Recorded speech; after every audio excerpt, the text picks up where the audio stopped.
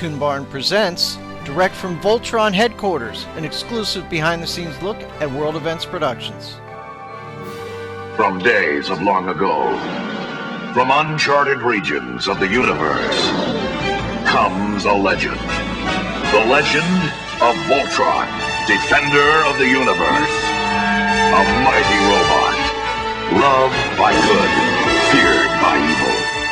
Voltron, defender of the universe. Voltron, defender of the universe.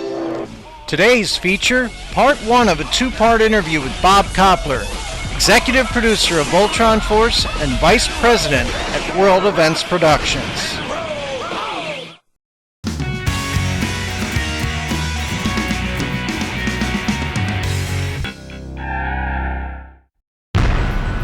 Bob, congrats on season 1 of Voltron Force. Awesome show. What did you have to do to bring Voltron Force to Nicktoons? Our company, World Events Productions, is a small family-owned business.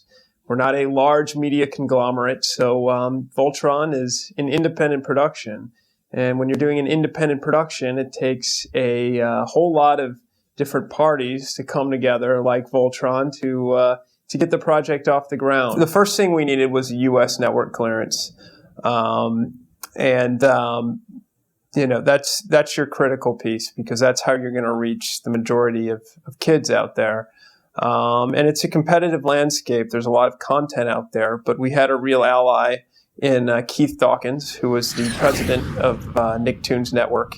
He is a big-time Voltron fan, and our production company, Kickstart Productions, happened to do a show for them called Wolverine and the X-Men. And Jason Netter, our producer, happened to say to Keith Dawkins, "What do you think about Voltron?" He said, "I'd love to take a look at Voltron," as a lifelong fan of the show. So we put together a pitch, and we pitched the show to Nicktoons in New York City, and they loved it. It didn't take too much to convince them.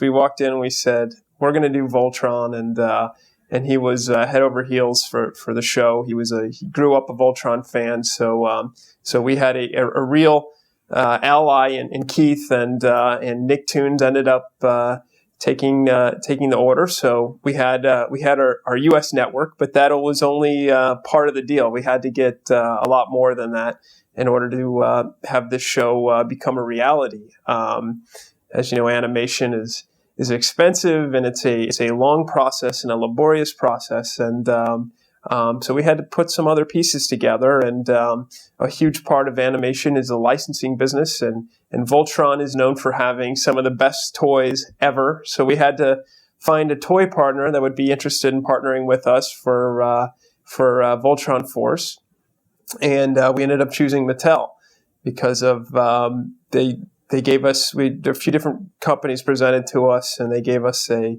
really great presentation, and they have, obviously, as a $1 billion toy company, a global reach and a lot of resources. So we felt Mattel was a great company to partner with, and so we moved forward with them. And so with Mattel on board and Nicktoons on board, we had a couple of the players, but we also had to make sure that we were going to get some international distribution, and we had to sign with some of the best international distributors that are out there. And so we found Classic Media, who has an outstanding reputation and are real pros at distribution internationally. And so we signed up with Classic Media to do our international distribution for Voltron Force, and we had the pieces in place. And so and we got into production and started moving from there. So my role was basically to help put together all these deals and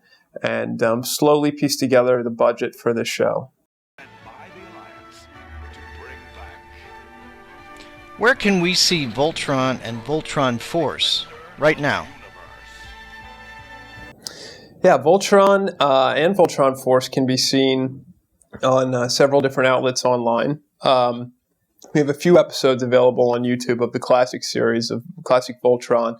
The entire Classic Voltron library is available on Netflix, so that's a great place to go check out the show. Voltron Force is available on digitally on iTunes, Xbox Live, and PlayStation Network. So you can see that show on any of those outlets, and then of course on Nicktoons. So it's playing regularly. Check it out.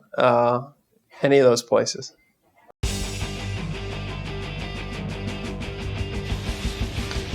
Bob, what are some of your favorite moments from Season 1 of Voltron Force? Some of my favorite moments. Well, there was a real twist that we put at the end, which I think was real exciting. We debated that heavily, but there was, a major part of the show was our main character who's been infected with this Hegarium the whole season or half the season, and he's on this mission to try and cure it, and so he goes on all these crazy missions and drags a team along with him to help cure himself of this Hegarium infection, and so there's a big climax where they fight the Castle Doom Robeast, and they defeat the Robeast, and they defeat Mayhawks. And you think that he's cured. You think that, like, okay, everything's good again. Evil's been vanquished.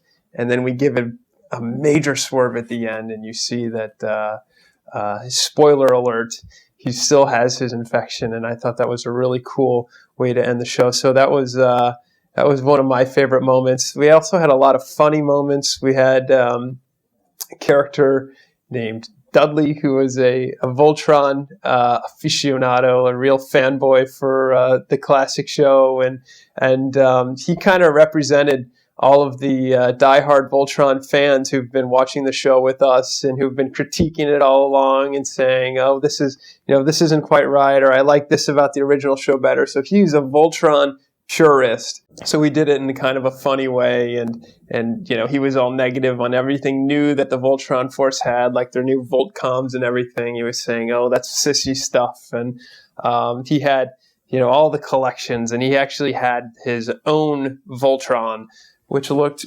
remarkably similar to this guy that he actually could get in and fight them with. So he was just this deranged fan, and that episode was written by a good friend of ours named Dan Powell, who's also from St. Louis. So it was written by a fan, about fans, for fans, and it was a fun episode. But there's several other moments that I'm fond of with the show, including with our three cadets, Daniel, Armina, and Vince, and just seeing how they evolve throughout the show and seeing them grow up as characters from being kids really into becoming Voltron Force pilots, and the episodes where you actually see them become the pilot of the Robot Lions was a special thing. And one of my favorite episodes was Roots of Evil, where Larmina is forced to encounter this basically this evil tree that's been infected with these Hegarium seeds that the Drools have come and they've planted on Eris, and it's literally attacking the planet from underneath, from the roots. And so the Lions are forced to go on an adventure underneath the tunnels of Eris, and Larmina takes this opportunity to evolve as a person, and she's forced into the role of Allura's seat, because Allura is called back to the castle to save some of her people who are under attack by this menacing force. And so Allura's called off to do her thing, and Larmina is forced into a leadership role, into actually piloting this lion, and she shows her ninja butt kicking skills against this evil Robeast tree that Voltron defeats in the end. And I thought that was a really fun episode. Join us tomorrow for our final day of Voltron Week, where we'll recap the Voltron panel from Comic-Con and catch the last part of our interview with Bob Koplar. Check it out tomorrow on ToonBarn.